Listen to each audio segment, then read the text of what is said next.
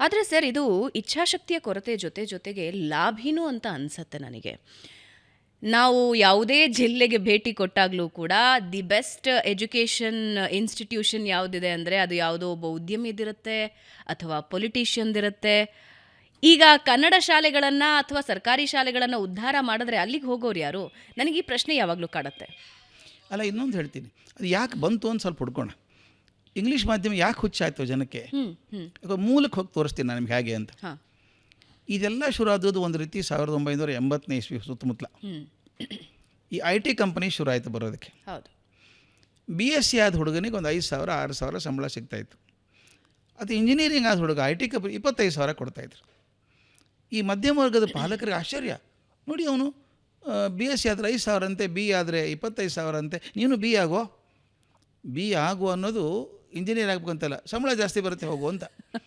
ಏನಾಯ್ತು, ಹುಡುಗ ಸೇರಿಕೊಂಡವನು ಅಮೇರಿಕಕ್ಕೆ ಹೋಗ್ಬಿಟ್ಟ 2 ವರ್ಷಕ್ಕೆ.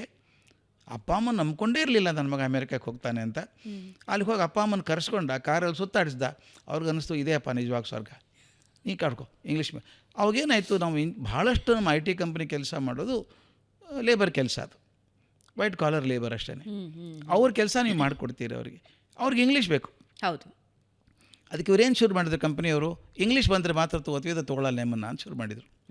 ನನಗೆ ಅಲ್ಲಿ ಹೋಗಬೇಕಾಗಿರೋದ್ರಿಂದ, ಆ ಇಂಜಿನಿಯರಿಂಗ್ ಪಡ್ಕೊಳ್ಬೇಕಾಗಿರೋದ್ರಿಂದ, ಇಂಗ್ಲೀಷ್ ಬರದೆ ಅದು ಸಿಗೋಲ್ಲ ಅಂತ ಆಗಿರೋದ್ರಿಂದ ನನಗೆ ಇಂಗ್ಲೀಷ್ ಬೇಕಾಯಿತು. ಇಂಗ್ಲೀಷ್ಗೋಸ್ಕರ ಇಂಗ್ಲೀಷ್ ಅಲ್ಲ ಅದು.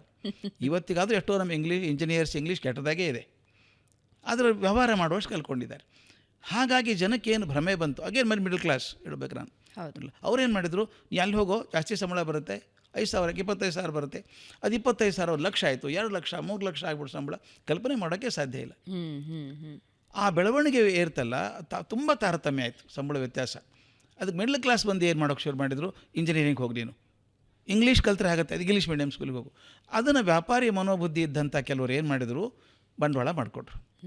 ನೋಡಯ್ಯ, ಕನ್ನಡ ಮೀಡಿಯಮ್ ಆದರೆ ಇನ್ನು ಕೆಲಸ ಸಿಗಲ್ಲ, ಕನ್ನಡ ಅನ್ನದ ಭಾಷೆ ಅಲ್ಲ, ಹುಚ್ಚರಂಗೆ ಮಾತಾಡಿದರು. ಇಂಗ್ಲೀಷ್ ಅನ್ನದ ಭಾಷೆ, ಮೂರ್ಖತನದ ಮಾತದು. ಸರ್, ಇವತ್ತು ಮನೆ ಭಾಷೆ ಆಗ್ಬಿಡ್ತಾ ಇದೆ ಸರ್ ಆಗಿದೆ ಇಂಗ್ಲೀಷು. ತಂದೆ ತಾಯಿ ತಮ್ಮ ಮಕ್ಕಳ ಹತ್ರ ಅಪ್ಪಿ ತಪ್ಪಿ ಕನ್ನಡ ಮಾತಾಡೋದಿಲ್ಲ, ಆ ಮಗುಗೆ ಕನ್ನಡವೇ ಗೊತ್ತಿಲ್ಲ. ಇವರು ಏನು ಕೂಡ ಹೇಳಿದ ಗೊತ್ತಾದ ಕೇಳಿದಾಗ, ಇಲ್ಲ ನಮ್ಮ ಮಗ ಇಂಗ್ಲೀಷ್ ಕಲಿಬೇಕಲ್ವಾ, ಮಾಡಿದ್ರೆ ಕನ್ನಡ ಮಾತಾಡಿದರೆ ಅವನಿಗೆ ಇಂಗ್ಲೀಷ್ ಸರಿಯಾಗಿ ಬರಲ್ಲ, you should not talk in Kannada ಅಂತಾರೆ ನಮ್ಮ ಎದುರುಗಡೆನೆ ಹೇಳ್ತಾರೆ.